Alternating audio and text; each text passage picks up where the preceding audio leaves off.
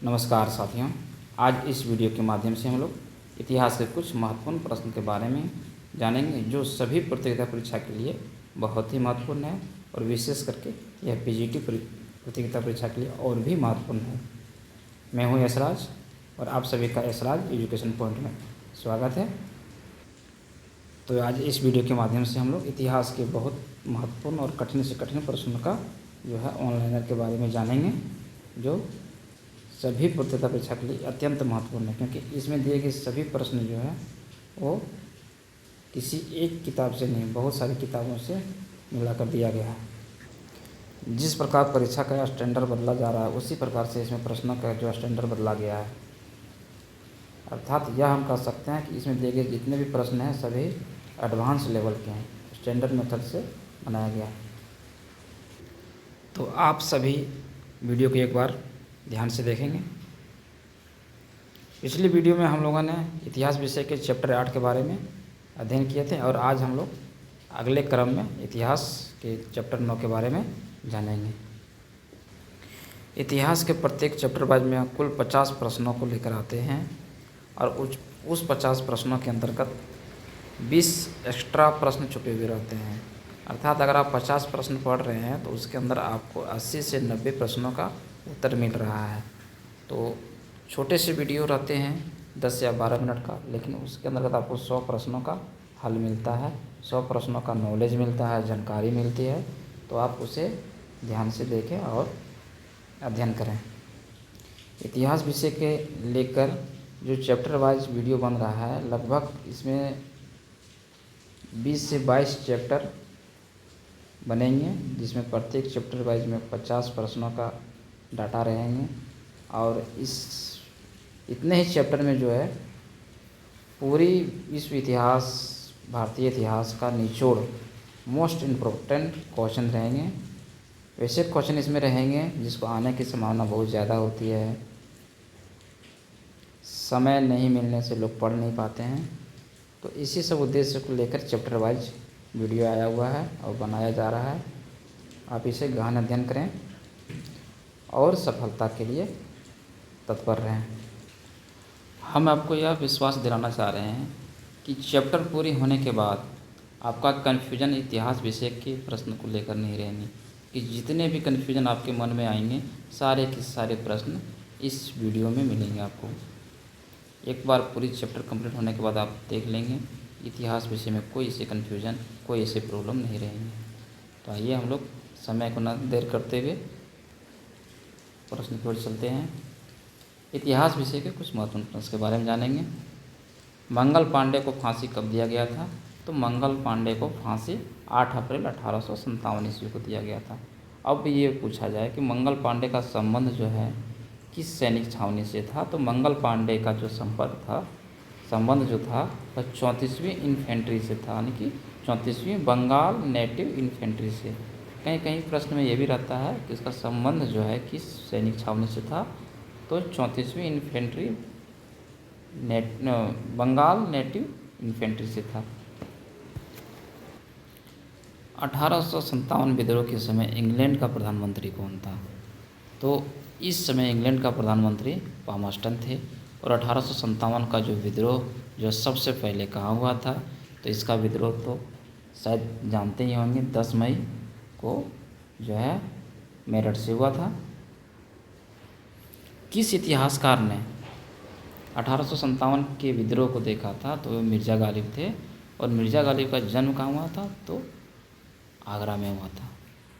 Video के माध्यम से ऐसे प्रश्न दिए जा रहे हैं जो आपको याद करने में कठिनाई हो रहा है, उसे बार बार आप रिपीट करके पढ़ते रहिए, ताकि पढ़ने वाले सभी जानते हैं कि 1857 की क्रांति की शुरुआत कहाँ से हुआ था, उसका मुख्य कारण, तत्कालिक कारण क्या था। लेकिन उसका गहन अध्ययन के लिए एडवांस प्रश्न को बनाया गया है। इसमें चर्बी वाले कारतूस को कब शामिल किया गया था? तो चर्बी वाले कारतूस को जो 1857 की क्रांति में कब शामिल किया गया था? तो यह जनवरी 1857 ईस्वी में शामिल किया गया था। कहीं कहीं प्रश्न में आपको दिसंबर, अगर यह नहीं रहे तो दिसंबर 1856 भी लगा दीजिए। तो चर्बी वाले कारतूस को जनवरी 1857 में शामिल किया गया था। 1857 की क्रांति में अंग्रेज़ों ने किस क्रांतिकारी की गिरफ्तारी के लिए 50,000 का इनाम रखा था? तो वे क्रांतिकारी थे मौलवी अहमदुल्ला। 1857 की क्रांति की जांच के लिए कौन सा आयोग का गठन किया गया था? तो इसकी जांच के लिए पील आयोग का गठन किया गया था। 1857 की क्रांति के दौरान लखनऊ में किस ब्रिटिश ने जीवन खोया था? तो कुल 3 ऐसे ब्रिटिश जनरल थे जिन्होंने अपना जीवन खोया था। पहला जनरल नील थे, जनरल हैवलॉक एवं हेनरी लॉरेंस, ऐसे 3 जो है गवर्नर जनरल थे जिन्होंने 1857 के समय जो है लखनऊ में अपना जीवन खोया था। नील विद्रोह कहाँ हुआ था? तो नील विद्रोह बंगाल में हुआ था। नील विद्रोह की शुरुआत किसने किया था? तो नील विद्रोह की शुरुआत जो है दिगंबर विश्वास एवं विष्णु विश्वास ने किया था और इसका शुरुआत करने की जो तिथि है वह 1859 से 60 ईस्वी के बीच हुआ था। सन्यासी विद्रोह कब हुआ था? सन्यासी विद्रोह 1763 ईस्वी से 1800 ईस्वी तक चला था और सन्यासी विद्रोह का जो मुख्य केंद्र था वह बंगाल था। पाबना विद्रोह कब हुआ था? तो पाबना विद्रोह जो है 1873 से 76 तक चला था। 1873 में इसकी शुरुआत हुई थी और अंत 1876 में हुआ था। कौन सा उपन्यास सन्यासी विद्रोह पर आधारित है? तो सन्यासी विद्रोह पर आधारित उपन्यास आनंद मठ है। और अगर यह पूछा जाए कि आनंद मठ का जो है वह रचयिता कौन थे, आनंद मठ का जो है वह लेखक कौन थे, तो इसका जो है लेखक बंकिम चंद्र चटर्जी थे। बहावी आंदोलन के संस्थापक कौन थे? बहावी आंदोलन के संस्थापक सैयद अहमद बरेलवी थे। कुक्का आंदोलन कहाँ हुआ था? तो ये पंजाब में हुआ था। कुक्का आंदोलन के संस्थापक कौन थे? तो कुक्का आंदोलन के जो संस्थापक थे भगत जवाहर मल थे और यह आंदोलन 1840 में शुरू हुआ था और आगे चल के इसका नेतृत्व जो है राम सिंह कुक्का ने किया था। कब? 1872 ईस्वी में। लसोड़िया आंदोलन का प्रवर्तक कौन थे? तो लसोड़िया आंदोलन का प्रवर्तक गोविंद गुरु थे। आदिवासी शब्द का प्रयोग सबसे पहले किसने किया था? तो आदिवासी शब्द का सबसे पहले प्रयोग ठक्कर बापा ने किया था। पागलपंथी विद्रोह की स्थापना किसने किया था? तो इसका स्थापना जो है वह करम शाह ने किया था। युगांतर पत्रिका के लेखक कौन थे? तो युगांतर पत्रिका के लेखक वारिंद्र कुमार घोष एवं भूपेंद्र नाथ दत्त थे। अभिनव भारत की स्थापना किसने किया था? तो अभिनव भारत की स्थापना वी.डी. सावरकर ने किया था और इसकी स्थापना कब किया था? तो 1904 ईस्वी में। और कहाँ किया था? तो महाराष्ट्र में किया था। एक प्रश्न के साथ 3 उत्तर हैं। गांधी ने सत्याग्रह का प्रथम प्रयोग कब किया था? तो गांधी ने जो है सत्याग्रह का प्रथम प्रयोग 1906 ईस्वी में किया था और कहाँ किया था? तो यह दक्षिण अफ्रीका में किया था। अगर प्रश्न में यह पूछा जाए कि गांधी जी के द्वारा प्रथम सत्याग्रह भारत में कहाँ किया गया था? तो वह चंपारण 1917 ईस्वी में हुआ था। नील आंदोलन, चंपारण आंदोलन का जो संबंध है वह तिनकठिया या नील आंदोलन भी कह सकते हैं। असहयोग आंदोलन में सबसे पहले गिरफ्तारी किसे किया गया था? तो पहले गिरफ्तारी जो है मोहम्मद अली को किया गया था। काकोड़ी षड्यंत्र जो है कब हुआ था? तो काकोड़ी षड्यंत्र का जो है तिथि 9 अगस्त 1925 को है। काकोड़ी षड्यंत्र में कुल कितने लोग शामिल थे? अब बताइए, इस षड्यंत्र में कुल कितने लोग शामिल थे? तो 10 लोग शामिल थे। काकोड़ी षड्यंत्र में किसे फांसी दिया गया था? तो बताइए, इस षड्यंत्र में 10 लोग थे जिसमें से किसे फांसी दिया गया था? तो उसमें राम प्रसाद बिस्मिल, राजेंद्र लाहिड़ी, रोशन सिंह और अशफाक उल्लाह खां को फांसी दिया गया था। हिंदुस्तान रिपब्लिकन एसोसिएशन की स्थापना किसने किया था? तो हिंदुस्तान रिपब्लिकन एसोसिएशन की स्थापना सचिंद्र सन्याल ने किया था और हिंदुस्तान सोशलिस्ट रिपब्लिकन एसोसिएशन का स्थापना किसने किया था? तो उसे भगत सिंह ने किया था। अर्थात हिंदुस्तान रिपब्लिकन एसोसिएशन कहा जाए तो सचिंद्र सन्याल और उसमें अगर सोशलिस्ट सामाजिक शब्द को अगर जोड़ दिया जाए तो इसे भगत सिंह ने किया था। प्रथम मुस्लिम मदरसा की स्थापना कहाँ हुआ था? तो प्रथम मुस्लिम मदरसा की स्थापना कहाँ किया गया था? कोलकाता में। और कब? तो 1781 ईस्वी में। प्रथम संस्कृत कॉलेज कहाँ खोला गया था? तो प्रथम संस्कृत कॉलेज जो है बनारस में 1791 ईस्वी में खोला गया था। भगवत गीता का अंग्रेजी में अनुवाद किसने किया था? तो भगवत गीता का अंग्रेजी में अनुवाद विलियम जोन्स ने किया था। शेडलर आयोग का गठन कब किया गया था? तो शेडलर आयोग का जो गठन है 1917 में किया गया था। और जो इसका संबंध है वह है माध्यमिक एवं उच्च शिक्षा से संबंधित है, अर्थात इंटर एवं ग्रेजुएशन उच्च स्तरीय शिक्षा संबंधी से संबंधित है। हंटर कमीशन का गठन कब किया गया था? तो हंटर कमीशन का गठन 1882 में किया गया था। और जो इसका संबंध है वो प्राथमिक शिक्षा संबंध से संबंधित है। अब अगर यह पूछा जाए कि हंटर कमीशन गठन के समय गवर्नर कौन थे, तो उस समय यहाँ जो है गवर्नर लॉर्ड रिपन थे, जिसका कार्यकाल 80 से 84 था। राष्ट्रीय शिक्षा परिषद की स्थापना कब हुआ था? तो राष्ट्रीय शिक्षा परिषद की स्थापना 15 अगस्त 1906 ईस्वी को हुआ था। हिंदू कॉलेज की स्थापना किसने किया था? तो हिंदू कॉलेज की स्थापना राजा राम मोहन राय ने किया था। कब? 1817 ईस्वी में। कहाँ किया था? तो इसे कोलकाता में किया था। और इसके जो है संस्थापक में सहयोग किसने किया था? तो डेविड हेयर तथा जो है अलेक्जेंडर जिन्हें इसका सहयोग किया था। इन दोनों के साथ मिलकर राजा राम मोहन राय ने हिंदू कॉलेज की स्थापना किया था। अमृत बाजार पत्रिका के संस्थापक कौन थे? तो अमृत बाजार पत्रिका के संस्थापक जो है शिशिर कुमार घोष थे। और इसका संस्थापक का मतलब संपादक कब हुआ था? तो 1868 ईस्वी में। कहाँ पर हुआ था? तो कोलकाता में। तो एक पत्रिका से संबंधित 3 प्रश्न हैं। पहला, अमृत बाजार पत्रिका का संस्थापक कौन थे? दूसरा, संपादक कब हुआ था? और तीसरा, इसका जो पत्रिका जो है इसका संपादक कहाँ हुआ था? तो एक प्रश्न में जो है 3 प्रश्न का लेवल छुपा हुआ रहता है। बहिष्कृत हितकारिणी सभा या बहिष्कृत जो है भारत पत्रिका जो है के लेखक कौन थे? तो इसके भीमराव अंबेडकर थे। इंडिपेंडेंट पत्रिका के लेखक कौन थे? तो इंडिपेंडेंट पत्रिका के लेखक मोतीलाल नेहरू थे। और मोतीलाल नेहरू कौन थे? तो जवाहरलाल नेहरू के पिता थे। इंडियन ओपिनियन के लेखक कौन थे? तो इंडियन ओपिनियन के लेखक महात्मा गांधी थे। और इसको इसने कब लिखा था? तो 1903 ईस्वी में लिखा था। न्यू इंडिया तथा कॉमनवेल्थ, न्यू इंडिया तथा कॉमनवेल्थ के लेखक कौन थे? तो ये दोनों के जो लेखक थे वह एनी बेसेंट थे।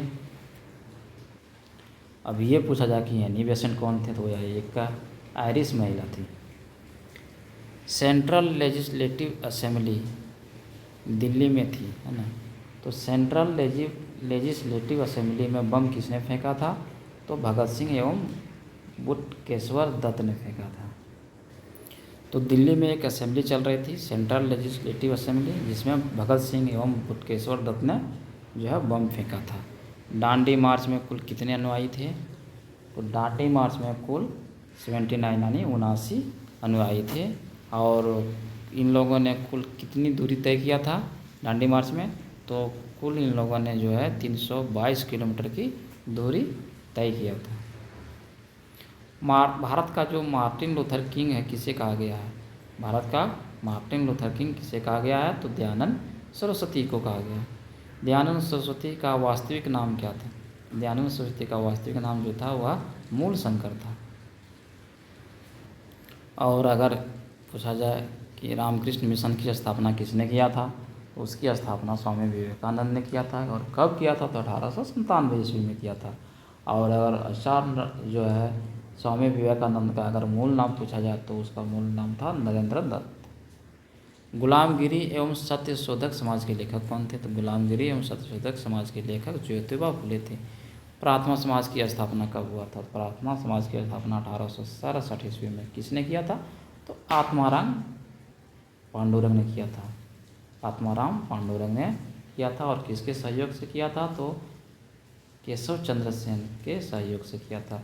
कहीं कहीं प्रश्न में आत्माराम पांडुरंग की जगह हटाकर केशव चंद्र सेन दिया रहता है और कहीं कहीं आत्माराम पांडुरंग दिया जाता है, लेकिन संस्थापना आत्माराम पांडुरंग ने किया था और सहयोग के बारे में पूछा जाए तो केशव चंद्र सेन थे।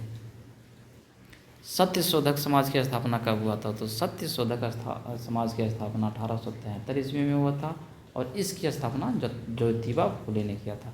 आर्य समाज की स्थापना कब हुआ था? तो आर्य समाज की स्थापना 1875 ईस्वी में हुआ था और इसकी स्थापना दयानंद सरस्वती ने किया था। और अगर रामकृष्ण मिशन के बारे में तो बता ही चुके हैं, स्वामी विवेकानंद ने किया था किस ईस्वी में? तो 1897 ईस्वी में। सत्यार्थ प्रकाश पुस्तक के लेखक कौन थे? तो इस पुस्तक के लेखक दयानंद सरस्वती थे। कांग्रेस सोशलिस्ट पार्टी की स्थापना कब हुआ था? तो कांग्रेस सोशलिस्ट पार्टी की स्थापना 1934 ईस्वी में हुआ था और इसकी स्थापना जयप्रकाश नारायण ने की थी। महात्मा गांधी द्वारा भारत में किए गए प्रमुख आंदोलन कौन कौन हैं? तो आइए हम लोग बुद्धिजीवी और महात्मा गांधी के बारे में जानेंगे कि उनके सबसे अहम आंदोलन कौन कौन से रहे हैं। तो सबसे पहला भारत का आंदोलन जो है वह उनका है चंपारण आंदोलन 1917 में। अब चंपारण कहाँ है? तो यह बिहार में है। इसके बाद उसका दूसरा आंदोलन जो है वह अहमदाबाद मिल मजदूर वाला आंदोलन था। कब हुआ था? तो 1918 ईस्वी में। उसके बाद उसका तीसरा आंदोलन और व्यापक आंदोलन जो था सक्सेसफुल यानी सफलतापूर्वक आंदोलन जो था वह खेड़ा आंदोलन 1918 का। इसके बाद उसने असहयोग आंदोलन का नेतृत्व किया 1920 ईस्वी में और उसके बाद उन्होंने सविनय अवज्ञा आंदोलन का भी नेतृत्व किया था 1930 ईस्वी में। नेटिव मैरिज एक्ट जो है 1872 में लागू हुआ था। नेटिव मैरिज एक्ट कब लागू हुआ था? 1872 में।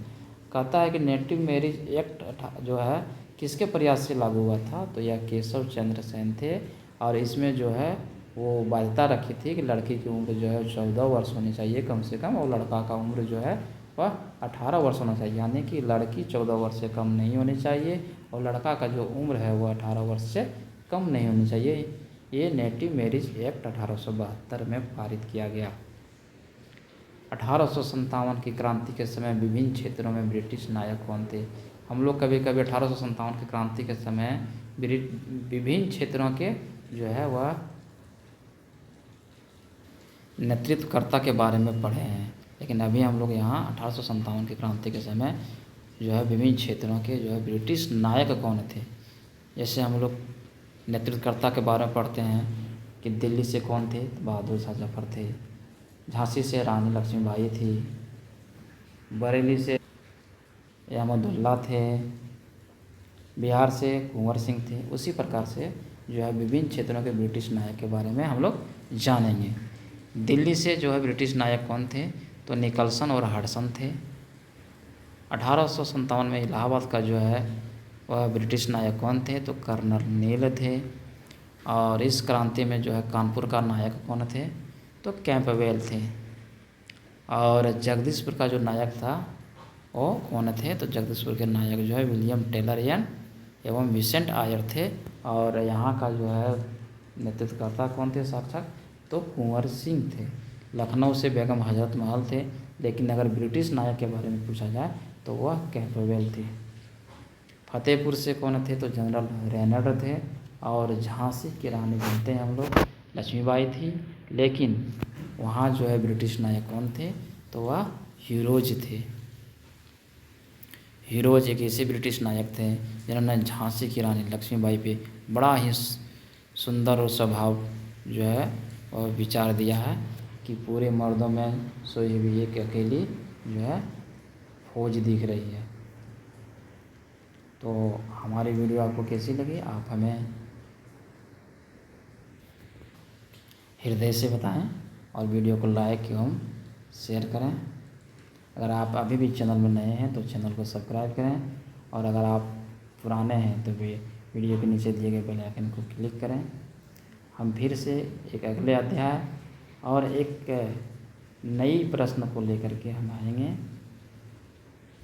फिर मिलते हैं अगले वीडियो में, तब तक के लिए जय हिंद।